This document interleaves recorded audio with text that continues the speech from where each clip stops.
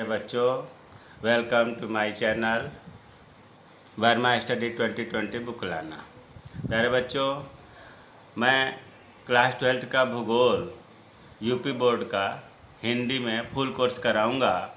अगर आप full course Hindi में करना चाहते हैं भूगोल का, तो हमारे चैनल को सब्सक्राइब कीजिए और बेल आइकन को भी प्रेस करना ना भूलें, क्योंकि सबसे पहले नोटिफिकेशन आपके यहाँ पहुँचेगा जब मैं वीडियो अपलोड करूँगा। तो ये पाठ जो चल रहा है 8वां परिवहन एवं संचार, उसमें कल हम लोगों ने पढ़ा था स्थल मार्ग, और आज हम लोग शुरू करेंगे जल परिवहन। जल परिवहन दो तरह का होता है, आंतरिक जल परिवहन, आंतरिक जल मार्ग और महासागरीय मार्ग। जैसे सड़क परिवहन में भी दो बताया गया था कि सड़क मार्ग और रेल मार्ग, उसी तरह से ये भी दो होता है। आंतरिक जल मार्ग में नहरें आते हैं, नदियाँ आती हैं, इसके अलावा झीलें भी हैं, और महासागर में जो जलयान चलते हैं महासागरीय मार्ग कहते हैं। तो अब समझ में आ गया होगा कि आंतरिक जल मार्ग और महासागरीय मार्ग जल परिवहन के दो मार्ग हैं। जल परिवहन का लाभ क्या है? देखिए, सबसे पहला लाभ तो यह है कि इसमें किसी प्रकार की सड़क बनाने की आवश्यकता नहीं होती है, सड़क का खर्चा जो है वो बच जाता है। दूसरा, ये जितने भी परिवहन के साधन हैं, रेल मार्ग हो, वायु मार्ग हो, सड़क मार्ग हो, सबसे सस्ता माध्यम है। तीसरा, इसका लाभ यह है कि जल परिवहन के साथ अधिक से अधिक माल ढोया जा सकता है। और चौथा है कि इसके रख रखाव पर भी बहुत कम खर्च होता है। तो जल परिवहन के लाभ जो है 4 पॉइंट बताया गया है, 1 नंबर में कभी पूछ देता है। अब देखो, जल परिवहन जैसे हमने बताया दो तरह का है। तो आंतरिक जल मार्ग, आंतरिक जल मार्ग किसे कहते हैं? जिन नाव होते हैं ना नदियों में, नावों, स्टीमरों या छोटे छोटे जहाज़ों को देश की नदियों में, नहरों में, झीलों में चलाकर यात्री या माल को देश के एक भाग से दूसरे भाग तक पहुंचाने के लिए किया जाता है, उसे आंतरिक जल मार्ग कहते हैं। तो आपको मेन बात इसमें याद रखना है कि आंतरिक जल मार्ग में नदियाँ, नहरें और झीलें तो बहुत कम हैं, नदियाँ और नहरें मेन हैं। नदियों और नहरों में जो यातायात चलाया जाता है उसे ही आंतरिक जल मार्ग कहते हैं। अब आंतरिक जल मार्ग के नाम, जैसे यूरोप महाद्वीप का आंतरिक जल मार्ग 3 हमने नाम दिया है। राइन नदी जल मार्ग, यूरोप महाद्वीप की बात हो रही है। डैन्यूब जल मार्ग, वोल्गा जल मार्ग। उत्तरी अमेरिका महाद्वीप की बात करें तो मुख्य दो लिखा हूँ, मिसिसिपी मिसौरी नदी जल मार्ग, सेंट लॉरेंस जल मार्ग। एशिया के आंतरिक जल मार्ग में यांगटी सिक्यांग। यहाँ ध्यान दो, यांगटी सिक्यांग, यांगटीस जो है एक नदी का नाम है और सिक्यांग दूसरी नदी का नाम है, दोनों को मिलाकर यांगटी सिक्यांग कहा जाता है, इसलिए इसको अलग से लिखने की जरूरत नहीं है। तो यांगटी सिक्यांग और भारत नदियों के जल मार्ग। अब इनमें देखो, यूरोप के आंतरिक जल मार्ग में जैसे राइन नदी जल मार्ग, राइन नदी जल मार्ग के बारे में, यह नदी कहाँ है? आप देख रहे हो कि यूरोप के आंतरिक जल मार्ग है, तो यूरोप में है। और देश की बात आएगी तो अभी आप देखेंगे पश्चिम जर्मनी में यह है, जर्मनी में। तो यह नदी यूरोप का मेरुदंड कहलाती है। राइन नदी जो है यूरोप महाद्वीप का मेरुदंड, रीढ़ की हड्डी। देखो, शरीर है ना, शरीर में सबसे महत्वपूर्ण रीढ़ की हड्डी है, उसी तरह से राइन नदी यूरोप की बहुत महत्वपूर्ण नदी है। इसे कोयला नदी भी कहते हैं, क्योंकि कोयला वाले क्षेत्रों में ये इसका बहाव है। यह नदी पश्चिम जर्मनी व नीदरलैंड्स में प्रवाहित होती है। दो देश का नाम बताया, जर्मनी और नीदरलैंड्स में यह राइन नदी बहती है। राइन नदी अपने उत्तरी मुहाने से लेकर के कोलन बंदरगाह तक काफ़ी चौड़ी है, गहरी है, जिससे बड़े बड़े जलयान उत्तरी सागर से होकर राइन जलमार्ग द्वारा पश्चिमी जर्मनी के आंतरिक क्षेत्र के औद्योगिक भागों में पहुंचते हैं।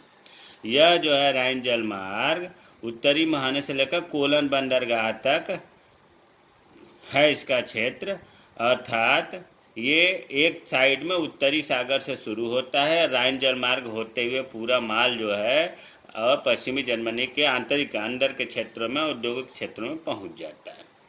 दूसरा इसमें है यूरोप वाले में ही डैन्यूब जलमार्ग। डैन्यूब जलमार्ग ये भी जर्मन में है। ब्लैक फॉरेस्ट काले वनों से निकल करके ये अनेक देशों से होते हुए पूरब की ओर बहती है। ये कहाँ है डैन्यूब जलमार्ग? जर्मन में। कहाँ से निकलती है? ब्लैक फॉरेस्ट काले वन से। और डैन्यूब नदी यूरोप की दूसरी सबसे लंबी नदी है। यूरोप महाद्वीप में सबसे लंबी नदी वोल्गा नदी है, दूसरे नंबर पर ये डैन्यूब है। इससे इस जलमार्ग से क्या क्या होता है? गेहूं, मक्का, इमारती लकड़ी, मशीनरी, ये सब जो है निर्यात की जाने वाली वस्तुएं हैं। इस जलमार्ग के द्वारा इन सब वस्तुओं को भेजा जाता है। आगे है वोल्गा नदी जलमार्ग। अभी हमने बताया कि वोल्गा नदी यूरोप की सबसे बड़ी नदी है और ये कहाँ है? रूस में। रूस में कई विकसित जलमार्ग हैं, लेकिन सबसे वोल्गा जलमार्ग महत्वपूर्ण है। इस नदी की मतलब जो जलयान की सुविधा है नौकायन की, वो 11,000 किलोमीटर है। सोचिए कितना लंबा है ये वोल्गा नदी जलमार्ग, 11,000 किलोमीटर है। ये आपका रहा यूरोप के। अब उत्तरी अमेरिका के जलमार्ग, मिसिसिपी मिसौरी नदी जलमार्ग। देखो मिसिसिपी अलग नदी का नाम है, मिसौरी अलग नदी का नाम है। ये दोनों नदियाँ यूनाइटेड स्टेट ऑफ अमेरिका संयुक्त राज्य अमेरिका में है। ये नदियाँ चौड़ी हैं, गहरी हैं, प्रवाह। आंतरिक जल मार्ग के लिए नदियाँ चौड़ी भी होनी चाहिए, गहरी भी होनी चाहिए और पानी का प्रवाह बहुत तेज नहीं होना चाहिए। ये तीनों विशेषताएं इसमें है। इस नदी के निचले भाग के अपेक्षा, किस नदी के? मिसिसिपी मिसौरी नदी के निचले भाग की अपेक्षा ऊपरी भाग में व्यापारिक परिवहन ज़्यादा होता है, जलयान ज़्यादा चलाए जाते हैं। क्यों? क्योंकि निचले भाग में बाढ़ आ जाती है। तो बाढ़ आने का मतलब ये नहीं हुआ कि निचले भाग का उपयोग नहीं किया जाता है, फिर भी निचले भाग का उपयोग किया जाता है। अगला है यांगटीसिकियांग नदी जलमार्ग। अभी हमने बताया था कि दो नदियों का नाम है। सिकियांग एक नदी है, यांगटीस एक नदी है। ये दोनों जो है नदियाँ चीन में हैं। चीन की सबसे लंबी नदी है और सिकियांग की पहाड़ी क्षेत्र से निकली हुई है। पहाड़ी क्षेत्र सिकियांग की जो है वहीं से इन नदियों का उद्गम हुआ है। ये दक्षिण पश्चिम से उत्तर पूर्व दिशा की ओर बहती हुई पूर्वी चीन सागर में गिरती है। इसे तो याद करना ही पड़ेगा कि यांगटीसिकियांग नदी जलमार्ग जो है दक्षिण पश्चिम से शुरू होती है, उत्तर पूर्व दिशा की ओर बहती हुई पूर्वी चीन सागर में समाप्त हो जाती है, गिरती है। इस नदी की लंबाई 6,300 किलोमीटर है। भारत के नदियों के जलमार्ग उधर वर्गीकरण में बताया गया है। भारत की नदियों में दो मुख्य रूप से लिख दिया, तो इलाहाबाद हल्दिया जलमार्ग, गोदावरी कृष्णा नदी जलमार्ग। ये भारत की नदियों के मुख्य जलमार्ग हैं। सेंट लॉरेंस नदी जलमार्ग। सेंट लॉरेंस, देखो बच्चों, ये उत्तरी अमेरिका महाद्वीप में तो है ही, उसमें भी उत्तरी अमेरिका महाद्वीप में संयुक्त राज्य अमेरिका और कनाडा की सीमा पर, ये बहुत महत्वपूर्ण है, थोड़ा सा इसे ध्यान दो कि उत्तरी अमेरिका के महाद्वीप में संयुक्त राज्य अमेरिका और कनाडा की सीमा पर 5 बड़ी झीलें हैं। उन 5 झीलों से इस नदी का निर्माण हुआ है।